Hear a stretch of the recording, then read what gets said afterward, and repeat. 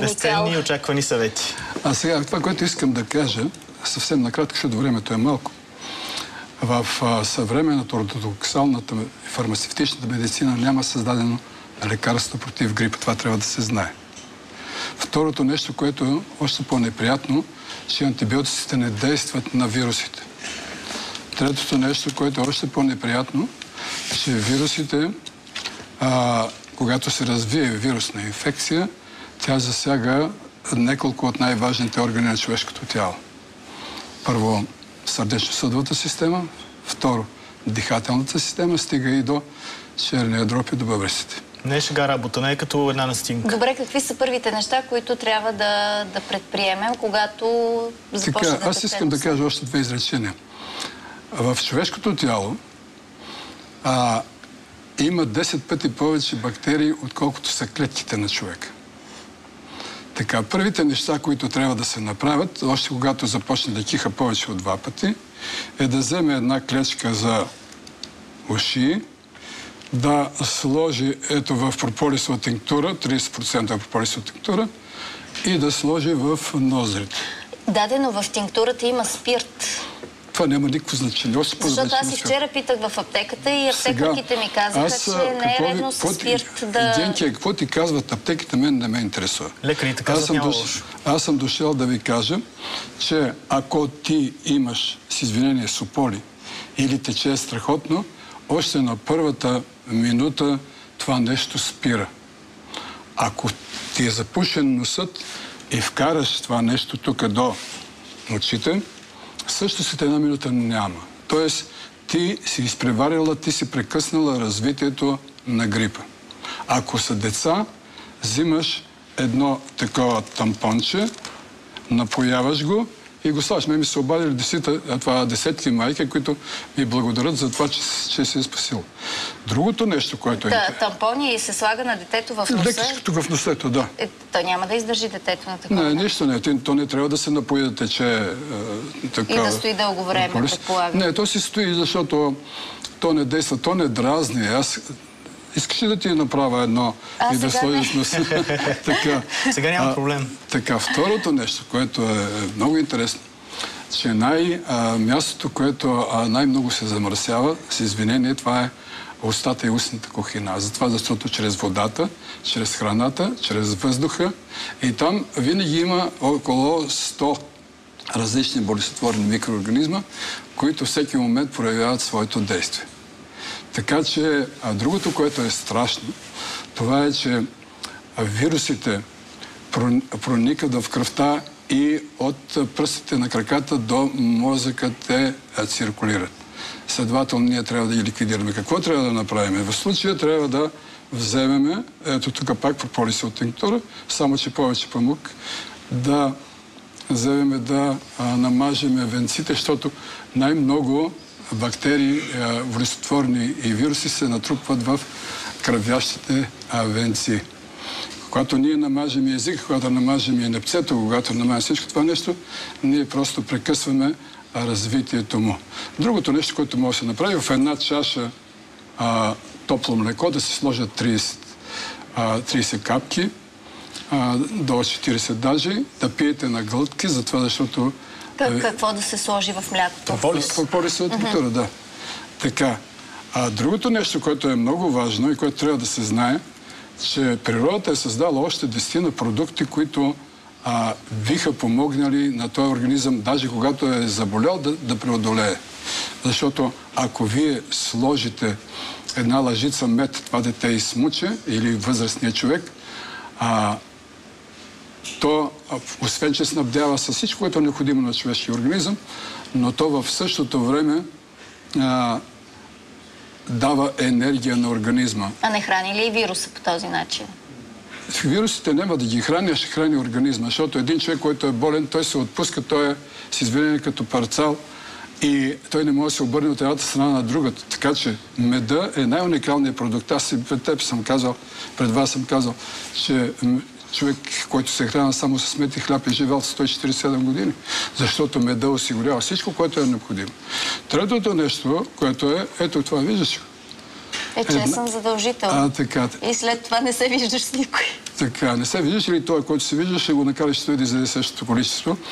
Тук е това, което е интересно, че само една скелетка унищожава бацила на туберкулозата и на коремния тиф. И също действа и на вируса. Другото нещо, което е интересно и което трябва да се знае, ето тук е това нещо. Виждате ли го? Това е джинджифил с значи 300 грама джинджифил, 400 грама мед и един лимон настърган.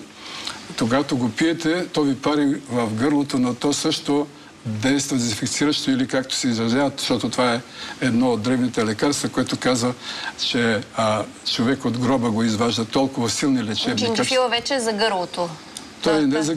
Той е и за храносмилателната система, за това, защото ако имаш киселини, ако имаш проблеми, ако нещо не е вред храносмилателната и отделителната система, черен дроб, той действа. Другото нещо, което е много интересно. Грейпфрута. Грейпфрута унищожава над 100 различни болестотворни микроорганизми. Така че, ако си хапвате от него или пък още по-хубавото, най-важното нещо в случая е ние да осигурим на организма достатъчно витамини, микро-макроелементи и аминокиселини. За да ги осигуриме, ние, един болен човек, ако му направите сок от моркови, вие осигурявате двата основни витамина. Витамин С и витамин А.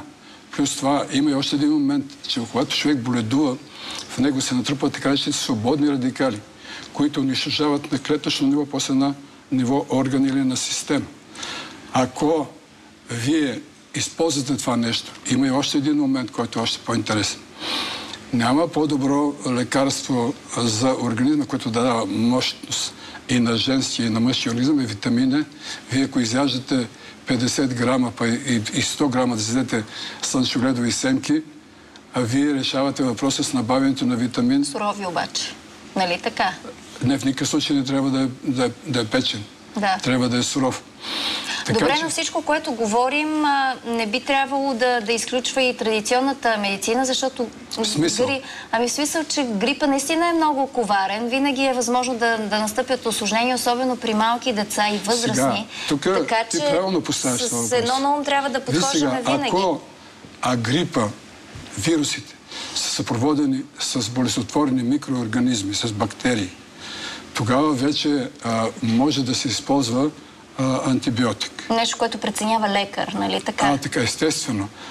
Още повече, че на различните видове болестотворни микроорганизми, с това се прави посевка, на която да видят точно какъв е щама, защото, вижте, има един много интересен момент. Тия неща, вируси, които не може да се видят даже с по-слабите микроскопи, безмозъчни същества, се подиграват с нас. Затова, защото те непрекъснато се модифицират. Тоест, изменя се генома им. Ето сега случая с Калифорния. Нали? Той вече се е изменил и не всяка година те се изменят. И даже да имате ваксина, аз съм си правил годините на времето ваксина, сега вече използваме тия ваксини, които ги виждаш. Това малкото шише какво има? Това е прополисовата тинктура, която се продава. То е същото като другото. Да, обаче по-удобно е това нещо, защото тогава като го отвиеш това нещо и го пускаш на памука, ти не можеш да го напоиш. Вие говорите в началото за хремата, обаче ако развием и температура вече, има ли нещо, което да ни помогне? И трябва ли да я сваляме температурата всъщност? Температурата, там има две теории. Едната теория е, че температурата е опит на организма да се освободи от заболяването и затова много често, когато се дигне температура 39 градуса, хората вече почват да се безпокоят. Обаче има и природни средства. Това е оцета, това е обвиването на цялото тяло с оцет, но ако температурата мине 40-41 градуса, тогава става страшно, защото при 42 градуса става коагулация на белчини, т.е. отива се до така речената смърт. Така че просто трябва да се... Основното, което трябва да се знае и за което аз съм благодарен, че ме поканихте, това е, че трябва да използваме природата първо за предпазване и второ за лечение. И да не изключваме лекарите обаче от цялата тази схема. Никой не казва да изключваме лекарите, но казвам да знаят, че съвременната природна медицина не е... Даже, не знам дали си спомняте, пуснаха слух и сега го рекламират. че обаче не го рекламират за вече, защото ще бъдат подсъдни. 5 милиарда спечелиха специално за птичия грип. Тие, които по-се са занимавали, знаят това нещо. Така че единственият начин да се предпазиме и да се лекуваме е като използваме храни, които имат силно изразено лечебно действие. Става въпрос вече за чесън, става въпрос за соковете, за това, защото и за меда най-вече. А за греената ракия, тя е част от народната медицина. Нямам нищо против, стига да не е половин литър. Нали? Благодаря ви, професор. Интересното при тях, при греената ракия е това, че особено когато тя е с билки, както аз имам, ми изпращат непрекъснато, тогава вече ефектът е по-голям, но тя трябва да се задържа в устната кухина, след това трябва да се гота на глътки, да се пие, за да може да въздейства по-дълго време. Благодарим ви, професор Мермерски. Пак ще ви каним в критична ситуация. Новините трябва да ти сложа в носа, да видиш, защото специално за децата и за хора, които боледуват, които са с ослабена имунна система. Сега по време на новините почваме лечението.